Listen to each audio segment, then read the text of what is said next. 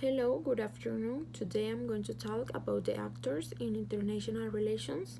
First of all, I would like to talk about the concept of globalization. Globalization is primarily an economic process of interaction and integration that's associated with social and cultural aspects. However, conflicts and diplomacy are also large parts of the history of globalization and modern globalization. Saying this, I would like to continue mentioning the actors in the international relations that are states, international organizations, non-governmental organizations, and individuals.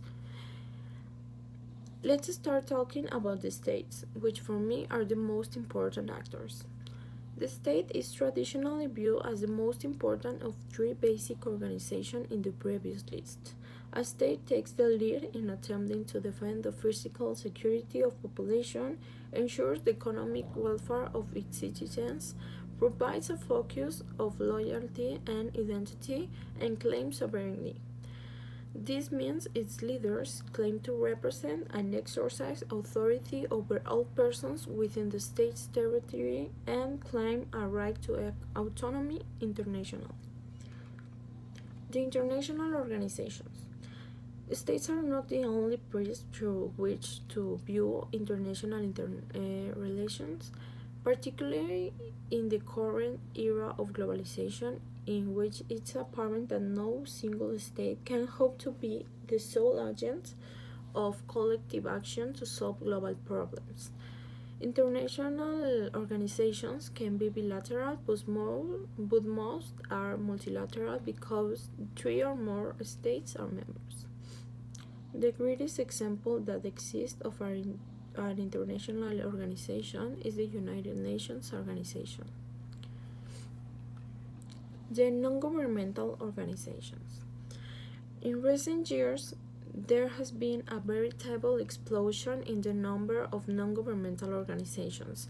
As the term suggests, non-governmental organizations are composed of private non-state international actors that cut across national boundaries.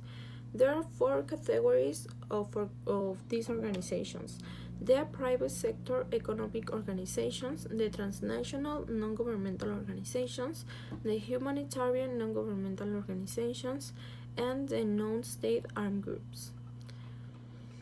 The private sector economic organizations. The private sector is the part of a country economic system that is run by individuals and companies rather than the government. Most private sector organizations are run with the intention of making profit. The transnational non-governmental organizations. The transnational non-governmental organizations claim to have a broader constituency than multinational or international banks. In their attempt to help define the international agenda, they often act as pressure groups to influence the international organizations or states' behavior. The humanitarian non-governmental organizations. The humanitarian non-governmental organizations attempt to avoid overtly political roles. The best examples are humanitarian relief organizations such as Doctors Without Borders and myriad of transnational programs in Africa and Asia that seek to provide the quality of life of the poor. If such a non-governmental organization engaged with politics and took sides in a civil and international conflicts, it will most likely deny access to combat zones.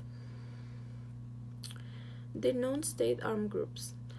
Terrorists often claim to represent a broader constituency, whereas transnational criminal organizations prefer to focus on their narrow economic agendas, becoming involved in politics only when the pursuit of their ill-gotten gains is threatened. In the past, terrorist activity tended to be more localized, often contained by the borders of a particular state. More recent is the globalization of terrorism by such networks as Al Qaeda or ISIS, whose affiliates are said to operate in more than a dozen countries. The last actor of international organizations are the individuals. Individuals certainly make a difference, whether a Mahatma Gandhi in India or a Nelson Mandela in South Africa. But even those illustrious leaders found that a cause must be associated with an organization if the former is to be achieved.